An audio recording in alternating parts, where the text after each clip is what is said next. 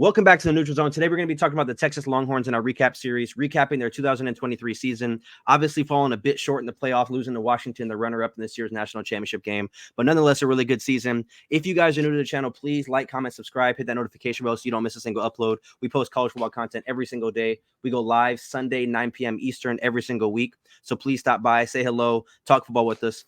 And again, in our next Sunday episode, our next live show, we are giving away our signed Heisman jersey, which is going to be a Tim Tebow jersey. We announced that in our previous episode of our live yesterday. So if you want a chance to win that, please show up this Sunday, 9 p.m. Eastern. You have to be there for a chance to get that signed jersey. But Dad, how do you feel about Texas? Get on topic. How do you feel about Texas and their season? Yeah, I think this is finally Texas being back. The fact that they were in that national championship picture, they haven't been in that national championship picture since I think Colt McCoy left.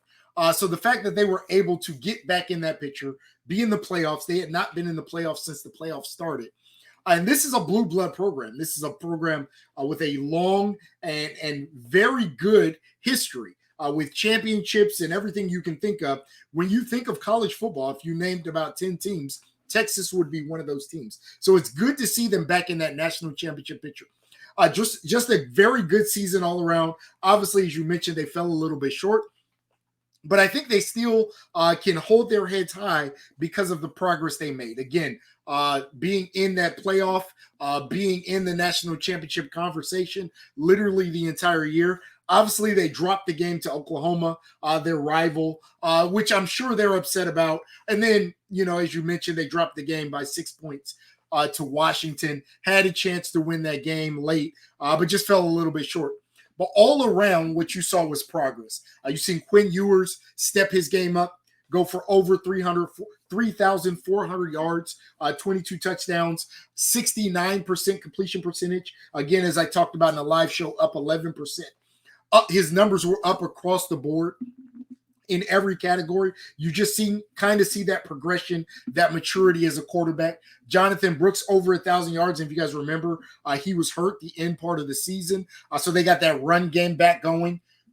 Xavier Worthy went over 1,000 yards. Obviously, he's going to be gone. But again, a very good season all around. Good defensive performances, and we can kind of talk about those. But they played good Texas football. I think they're here to stay. I think Sarkisian is a heck of a coach. I think, and again, as we talk about expanding out to 12 teams, I suspect that Texas is going to be in the playoffs more times than they're not. Not saying they're going to make it every year, but this year, bringing back Quinn, bringing back some pieces that I'm sure we'll talk about as we start to turn the page to next season, bringing back some pieces, bringing pieces in out of the transfer portal. This is going to be a very good team. As I said, and I kind of mentioned it, drop a game by 4 points to Oklahoma. That was a back and forth game. Could have went either way. Obviously, they lost. And then, like I mentioned, that Washington game. Now, they got down early, but they were able to rally back. And really, at the 12-yard line at the end of the game, with a chance to punch it in. You see they lost by 6. If they get that touchdown and the extra point, they're in the national championship game. Now, obviously, I would assume that Michigan still probably could have beat them. But who knows? Who knows? And Steven says this is one of his favorite comments. Styles make fights. And who knows what happens if it's Texas in that game. If they're able to punch that touchdown in against Washington and they're playing Michigan, who knows? But a lot to look forward to, a lot to be excited about if you're Texas. What's your thoughts, Steve? So obviously early on in the year, I wasn't a huge fan of Texas and kind of the Kool-Aid that everybody was pouring in regarding their program. They proved me wrong throughout the the remainder of the year. Obviously, losing to Oklahoma, it was kind of a told you so moment for me because I'm a big Brent Venables guy, so I thought Oklahoma was gonna kind of take the reins of the conference. They were my Big 12 title kind of favorites, but they didn't get the opportunity at the end of the year to play them again. I really wanted to see the Red River rivalry again in the a rematch, but Oklahoma State got the tiebreaker over Oklahoma, so they were able to get in over them, which to me gave Texas kind of the easier route to get to the playoffs. But again, even though I wasn't, a big fan of Texas throughout the, duration of the year, I'm not going to, knock them and say they didn't deserve to be there because they had a hell of a season, obviously losing only by 6 points, really with a chance to win the game in the semifinal. And they were without arguably their best offensive piece in Jonathan Brooks. I think if you have Jonathan Brooks in that game, you probably win that game. That's a good point. So I do think that Texas is one of my favorites next year coming back. They are kind of in the same situation as Michigan, that Michigan was in last year, as far as having like one of the more complete teams heading into 2024.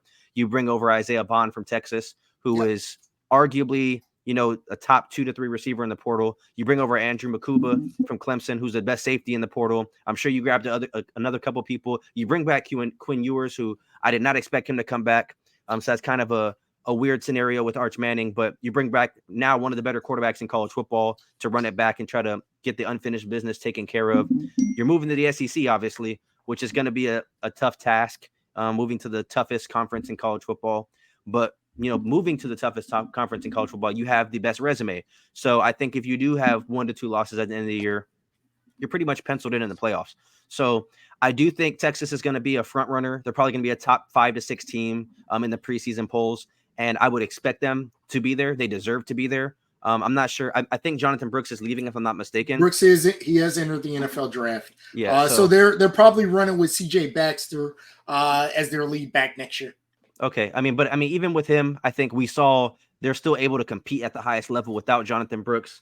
Like I said, losing to the most prolific offense we've seen since the 2019 Joe Burrow offense, taking them down to the wire, 6-point loss.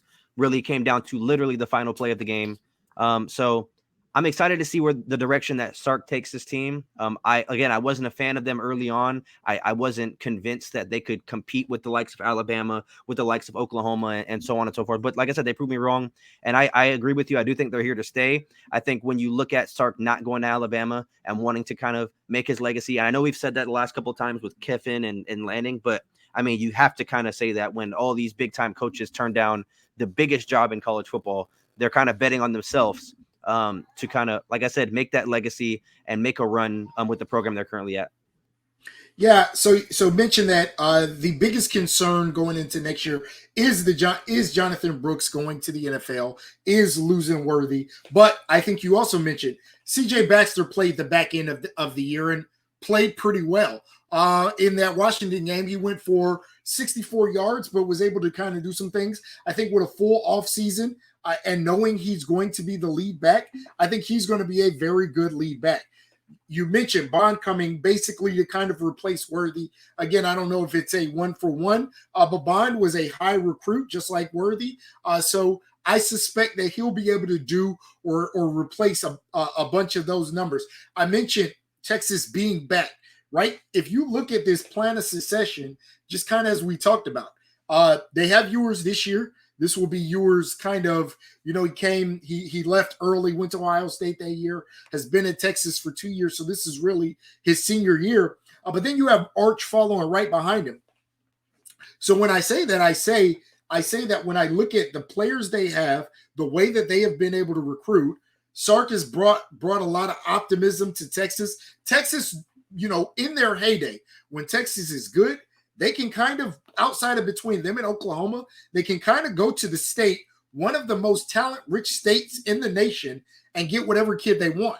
If they can get back to that point where they can pick and choose the kids out of their own state, they don't have to go far to get top recruits. If they can pick and choose the kids out of their state that they want, they're going to be tough to beat. They can beat you with all Texas kids. And so the fact that they are now back in that national championship picture, that's a big deal. The fact that they're in the SEC is a big deal because that brings a lot of notoriety. That also brings a lot more TV. The SEC has their own TV deal with ESPN. So you're selling that to recruits. Hey, you're going to be on TV every single week. So I think this program is on the upswing. And like you mentioned, Sark turning down Alabama is a big deal because if he's here to stay, he is a great college football coach. He is going to really kind of sink his teeth into that state. He's going to be able to recruit in that state well. And if he continues to have success, he might be, in the end, the person that really leads them back to being a national champion. Yeah, I agree. Like I said, this team is definitely, quote unquote, back. They've recruited at a high level at past couple of seasons, and obviously making it to the playoffs, you're going to get even better recruits. You see that in the transfer portal already, kind of the immediate impact of that. So I'm very excited to see how this team kind of continues to have that upward trend in the SEC. But as always, like we said, if you made it this far in the video, please like, comment, subscribe, hit that notification bell so you don't miss a single upload. if you want a chance to win this signed Heisman Tim Tebow jersey, please show up to the live this Sunday, 9 p.m. Eastern. You have to be there in order to win the jersey. We're going to put everybody's name on a wheel, spin the wheel.